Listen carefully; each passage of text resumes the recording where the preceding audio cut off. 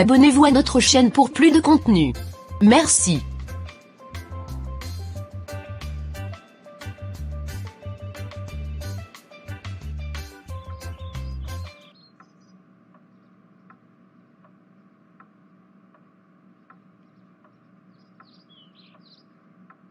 Valentine se tenait debout, immobile, près de son lit.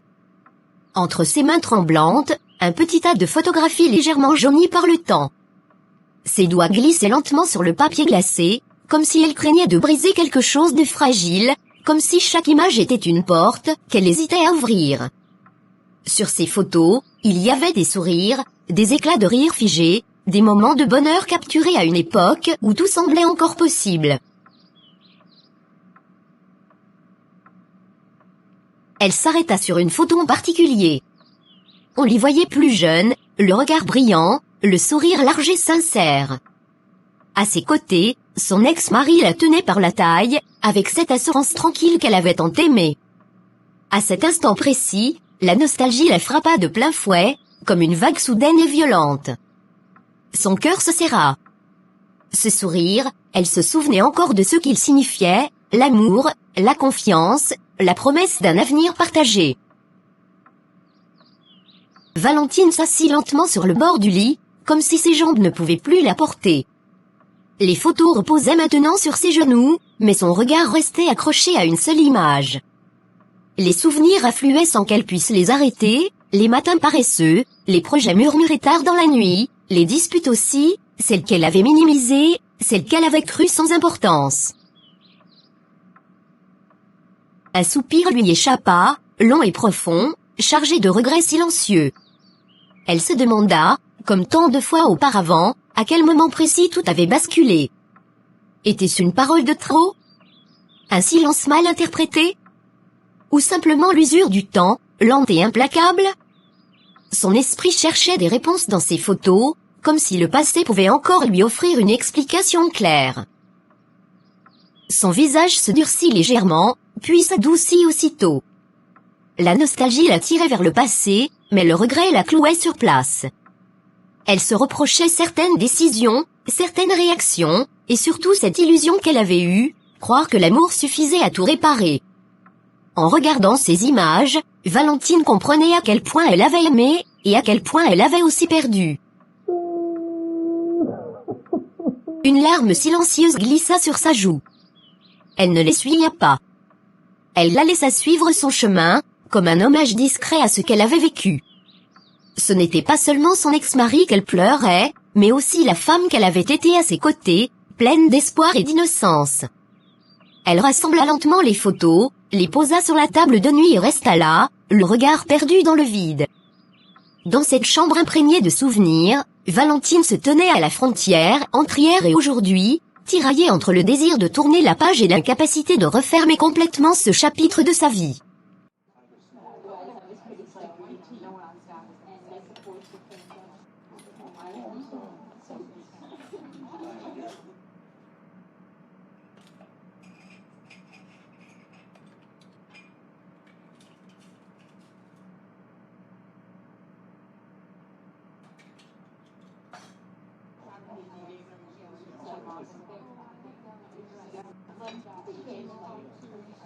Elle était assise en face de son ex-mari. Elle l'observait en silence, attentive au moindre de ses gestes, à la façon dont il parlait, comme si elle cherchait encore à reconnaître l'homme qu'elle avait aimé. Il avait changé, ou peut-être était-ce elle qui le voyait désormais autrement. Son ton était assuré, presque détaché, et ses yeux brillaient d'une certaine confiance, comme à la première fois. Il parlait beaucoup. De tout et de rien, mais surtout de lui. Puis, sans vraiment s'en rendre compte, il dériva vers un sujet plus personnel, plus délicat, ses goûts en matière de beauté. Il évoquait ce qu'il appréciait chez une femme avec une franchise désarmante, presque cruelle par sa banalité. Il parlait beaucoup. De tout et de rien, mais surtout de lui. Puis, sans vraiment s'en rendre compte, il dériva vers un sujet plus personnel, plus délicat, ses goûts en matière de beauté. Il évoquait ce qu'il appréciait chez une femme avec une franchise désarmante, presque cruelle par sa banalité. Les mots coulaient naturellement, comme s'il n'y voyait rien de mal, comme si Valentine n'était qu'une amie, ou pire, une spectatrice de sa vie sentimentale. « J'aime les femmes qui prennent soin d'elles », dit-il en remuant distraitement son café. Une femme élégante, toujours bien apprêtée, sûre d'elle, ça fait toute la différence. Valentine hocha lentement la tête, feignant l'indifférence. Mais à l'intérieur, chaque mot trouvait une cible précise. Elle les recevait comme de petites aiguilles invisibles, piquant là où elle était déjà fragile. Elle se souvenait des matins où elle sortait sans maquillage, des jours où la fatigue l'emportait sur l'envie de plaire, des moments où elle avait cru que l'amour la disparaissait. Il continua, décrivant des détails qui, sans être explicitement dirigés contre elle, semblaient pourtant la désigner sans cesse. La silhouette, l'allure, la manière de se tenir, de sourire. Valentine se mit à se regarder à travers ses yeux, à mesurer l'écart entre ce qu'elle était et ce qu'il décrivait. Elle baissa les yeux vers sa tasse, observant la surface sombre du café, comme si elle pouvait y lire ses propres doutes. Une voix intérieure, cruelle et insistante, murmurait qu'elle n'avait pas été assez. Pas assez belle. Pas assez élégante. Pas assez attentive à ses critères, qu'elle jugeait autrefois superficiels, mais qui semblaient aujourd'hui avoir pesé lourd dans la balance de leur histoire. Pendant qu'il parlait, Valentine l'écoutait à peine en apparence, mais chaque phrase s'imprimait profondément en elle. Elle comprenait, sans qu'il ait besoin de le dire explicitement, qu'il avait trouvé ailleurs ce qu'il estimait ne pas avoir trouvé avec elle. Cette réalisation silencieuse lacéra.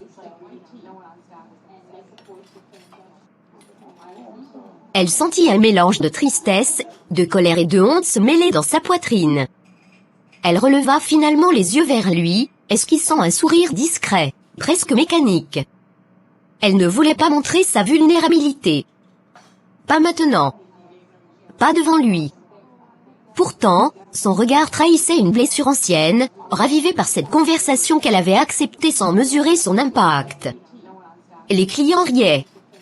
Mais pour Valentine, le temps semblait suspendu. Elle comprenait, avec une lucidité douloureuse, que cette discussion n'était pas anodine. Elle était un miroir tendu vers elle, révélant ses insécurités, ses manques, et cette impression persistante de ne jamais avoir été suffisante. Quand il s'arrêta de parler, un silence s'installa entre eux. Un silence lourd, chargé de tout ce qui n'avait jamais été dit pendant leur mariage. Valentine inspira profondément, tentant de reprendre le contrôle de ses émotions. Elle savait que cette rencontre laisserait une trace. Non pas parce qu'il avait été méchant, mais parce qu'il avait été honnête. Et parfois, l'honnêteté faisait plus mal que le mensonge. En quittant le café un peu plus tard, Valentine emporta avec elle bien plus que le goût amer du café refroidi. Elle repartit avec des questions, des doutes, et la douloureuse intuition que, malgré la séparation, une partie d'elle cherchait encore à comprendre où elle avait failli. La nuit était tombée depuis longtemps lorsque Valentine se retrouva enfin seule dans sa chambre. Une lampe de chevet diffusait une lumière tamisée, dessinant des ombres douces sur les murs. Allongée sur son lit, elle fixait le plafond sans vraiment le voir, l'esprit encore encombré par les paroles de son ex-mari. Chaque phrase résonnait en elle, revenant par vagues, insistante, presque obsédante. Elle se tourna lentement sur le côté et attrapa son téléphone posé près d'elle. Le simple geste semblait anodin, presque mécanique, mais il marquait le début d'un glissement intérieur.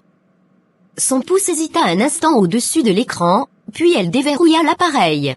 Elle commença par faire défiler des pages sans but précis. Puis, presque naturellement, ses recherches prirent une direction plus ciblée. Des blogs apparurent, puis des vidéos, toutes consacrées à la transformation physique, à la métamorphose du corps, à cette promesse silencieuse d'un renouveau. Des avances-lèches après défilèrent sous ses yeux, des femmes souriantes, confiantes, transformées, applaudies par des commentaires admiratifs. Valentine se redressa légèrement contre son oreiller, le regard fixé sur l'écran. Chaque image semblait murmurer la même chose, tu pourrais être comme elle. Son cœur se mit à battre plus vite, partagé entre fascination et doute.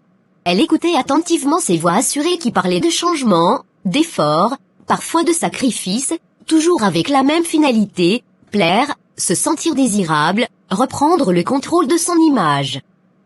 Son regard glissa ensuite vers son propre reflet dans le miroir de l'armoire, à peine visible dans la pénombre. Elle observa son corps, ses traits, ses imperfections qu'elle n'avait jamais vraiment considérées comme telles auparavant.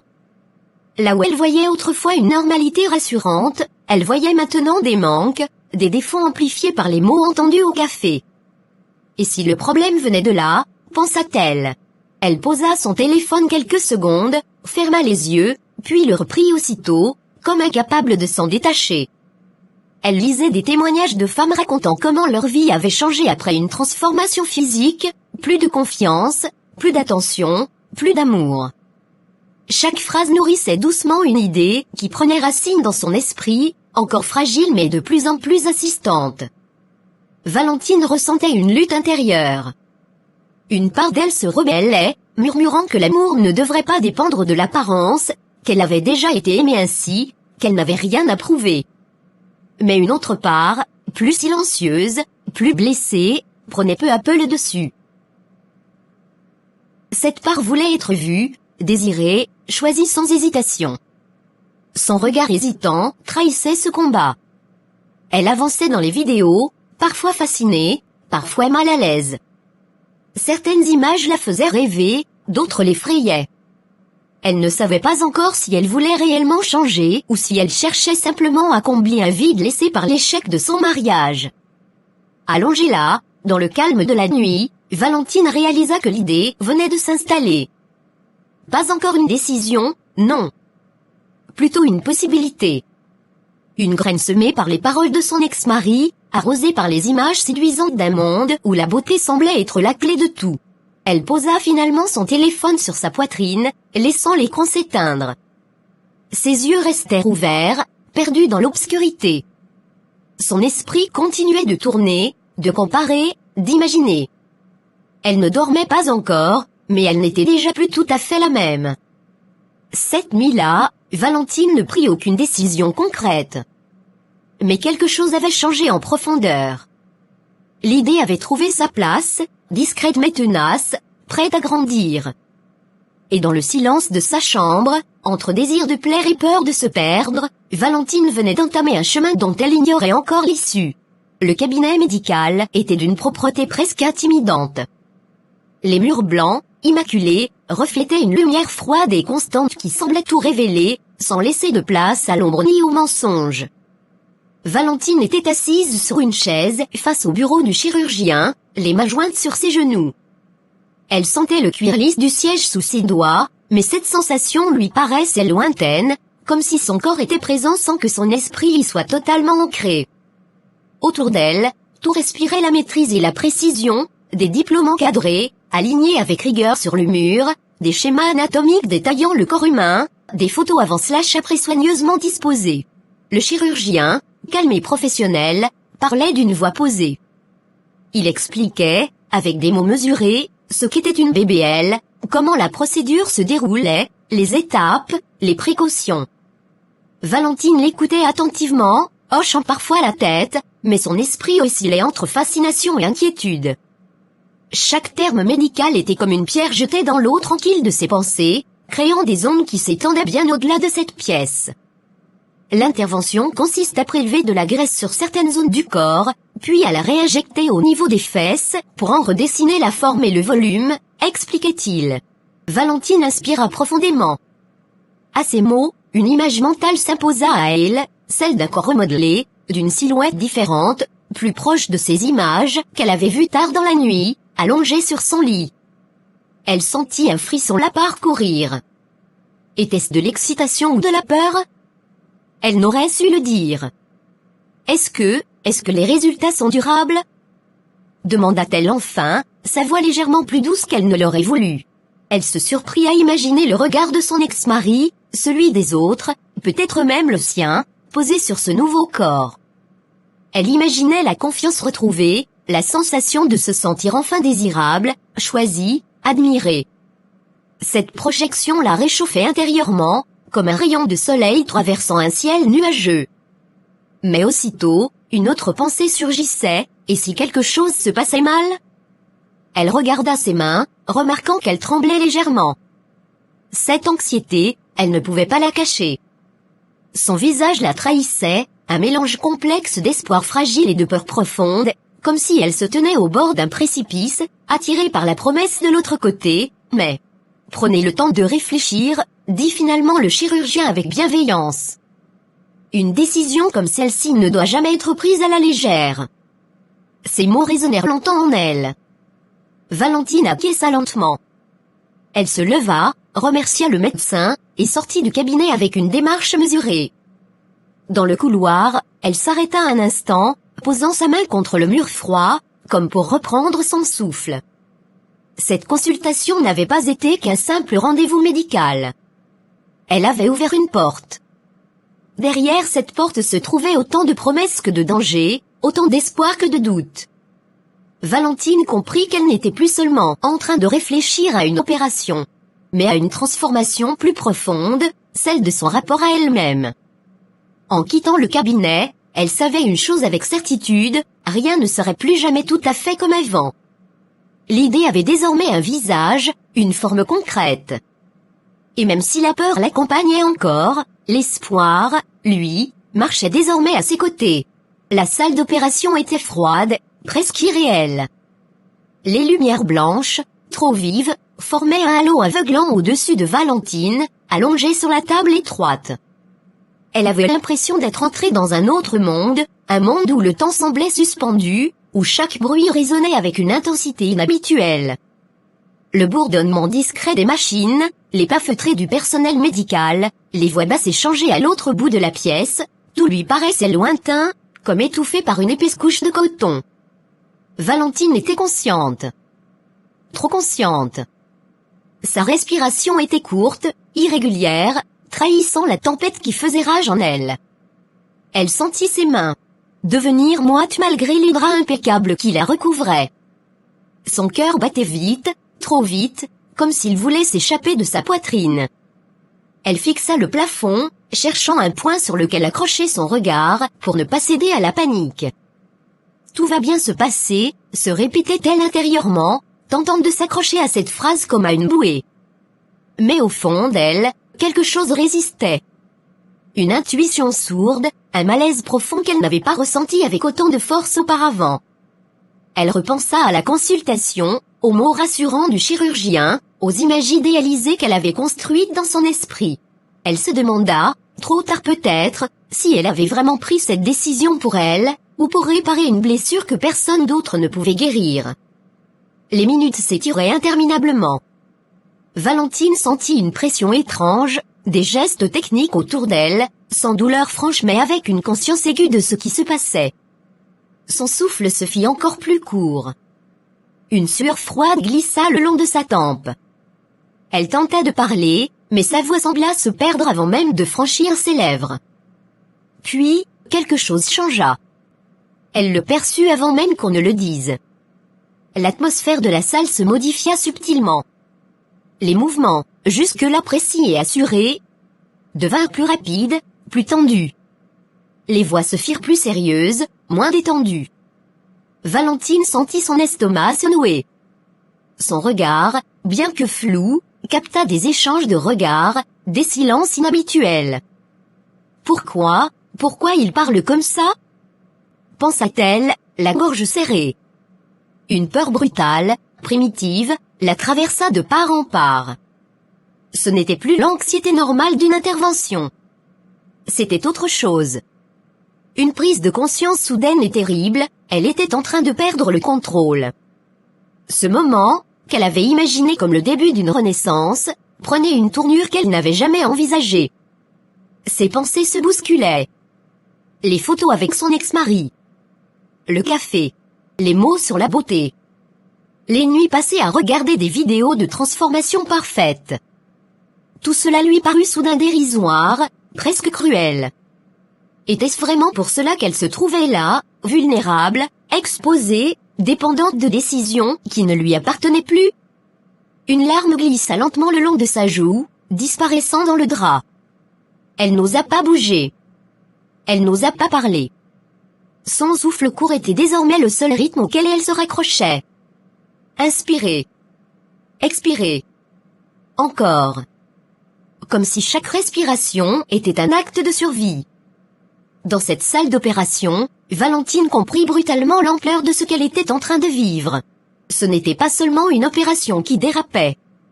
C'était un choc entre ses espoirs et la réalité, entre l'image idéalisée qu'elle voulait atteindre et le prix réel à payer. Le temps sembla se fragmenter. Elle ne savait plus combien de minutes s'étaient écoulées. Elle savait seulement qu'une ligne invisible venait d'être franchie. Que quoi qu'il arrive ensuite, elle ne ressortirait pas de cette salle comme elle y était entrée. Allongée sous ces lumières implacables, le souffle court, Valentine sentit une certitude douloureuse s'imposer à elle. Elle venait de comprendre, trop tard, que vouloir plaire à tout prix pouvait parfois coûter bien plus que ce qu'on était prêt à donner. Et dans ce silence tendu, au cœur de la salle d'opération, son regard se vida lentement de ses illusions, laissant place à une peur nue, profonde, irréversible. Le réveil fut lent, confus, presque irréel. Valentine eut d'abord la sensation de remonter d'une profondeur obscure, comme si elle revenait d'un endroit sans forme ni couleur. Un bourdonnement sourd remplissait ses oreilles, un son continu et étouffé qui l'empêchait de distinguer clairement où elle se trouvait. Ses paupières, lourdes comme du plomb, tremblaient légèrement avant de s'ouvrir à moitié. La lumière la frappa immédiatement. Pas la blancheur éclatante de la salle d'opération, mais une clarté plus douce, filtrée, pourtant suffisante pour l'agresser. Elle cligna des yeux plusieurs fois, cherchant à faire le point. Le plafond au-dessus d'elle était immobile, impersonnel, traversé par une chambre d'hôpital. La réalité commença lentement à s'imposer. Son corps, en revanche, refusa aussitôt de coopérer. Une douleur sourde, profonde, envahit sa conscience comme une vague lente mais inexorable. Ce n'était pas une douleur vive, localisée, mais une souffrance diffuse, lourde, qui semblait s'être installée partout à la fois. Valentine inspira, et grimaça. Même respirer lui paraissait soudain difficile, comme si son propre corps lui était devenu étranger. Elle tenta de bouger légèrement la main. Un geste minime. Une erreur. Une brûlure intense remonta aussitôt, lui arrachant un soupir étouffé. Son cœur s'emballa. Son regard se posa enfin sur elle-même, les doigts tirés haut. Les pansements, les tuyaux, les machines silencieuses mais présentes, témoins froids de ce qu'elle venait de traverser. Ça fait mal, pensa-t-elle, sans parvenir à formuler les mots à voix haute. La douleur n'était qu'une partie du choc. L'autre, plus insidieuse, se logeait dans son esprit. Une inquiétude sourde bourgeonnait lentement, grandissant à mesure que sa conscience se précisait. Elle se souvenait. Trop bien. La salle d'opération. Les voix tendues. Le changement d'atmosphère. Cette intuition terrible que quelque chose n'allait pas. Son regard se perdit dans le vide, accroché à un point invisible au-delà des murs de la chambre. Une question tournait en boucle dans son esprit. Oppressante, presque étouffante, est-ce que tout s'est bien passé? Elle voulut se redresser, voir, comprendre, mais son corps refusa. Une faiblesse écrasante la clouait au lit. Elle se sentit soudain petite, vulnérable, dépendante. Elle, qui avait voulu reprendre le contrôle de son image, de sa vie, se retrouvait maintenant immobile, prisonnière de ce corps douloureux qu'elle avait voulu transformer. Des souvenirs s'imposèrent sans qu'elle puisse les chasser, le café avec son ex-mari, ses paroles sur la beauté, les nuits passées à regarder des vidéos promettant une renaissance.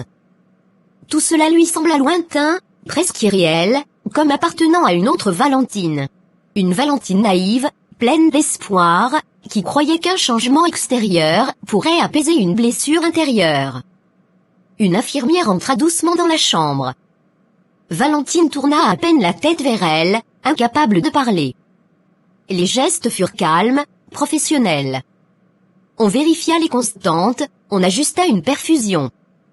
On lui adressa quelques mots rassurants, mais il semblait flotter au-dessus d'elle sans vraiment l'atteindre. « Reposez-vous », disait la voix. « Vous êtes en salle de réveil. » Mais comment se reposer quand l'esprit refuse de se taire? Une angoisse sourde se mêla à la douleur. Et si son corps ne redevenait jamais comme avant? Et si le résultat n'était pas celui espéré? Et si elle avait fait une erreur irréversible? Ses pensées, encore floues, prenaient peu à peu forme, comme des ombres s'allongeant à la tombée de la nuit. Une larme glissa lentement sur sa tempe, disparaissant dans l'oreiller. Valentine ne pleurait pas seulement à cause de la douleur physique. Elle pleurait à cause de la peur, du doute, du sentiment d'avoir franchi un point de non-retour. Allongée dans cette chambre d'hôpital, le regard perdu, Valentine comprit que le véritable réveil ne faisait que commencer. Ce n'était pas seulement son corps qui devait guérir. C'était son esprit, ébranlé, inquiet, confronté brutalement aux conséquences d'un choix fait dans la fragilité. Et dans le silence feutré de la chambre, entre le bip régulier des machines et sa respiration encore hésitante, une certitude douloureuse s'installa, quoi qu'il arrive désormais, plus rien ne serait simple comme avant. La rencontre eut lieu quelques semaines après l'opération, dans un endroit neutre, presque impersonnel, choisi par habitude plus que par envie.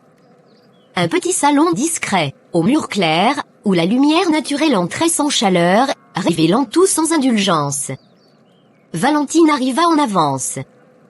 Elle s'assit lentement, avec précaution, comme si chaque mouvement lui rappelait ce que son corps avait traversé. Son visage portait encore les marques de l'épreuve, des traits tirés, un teint pâle, des cernes creusées par les nuits sans sommeil.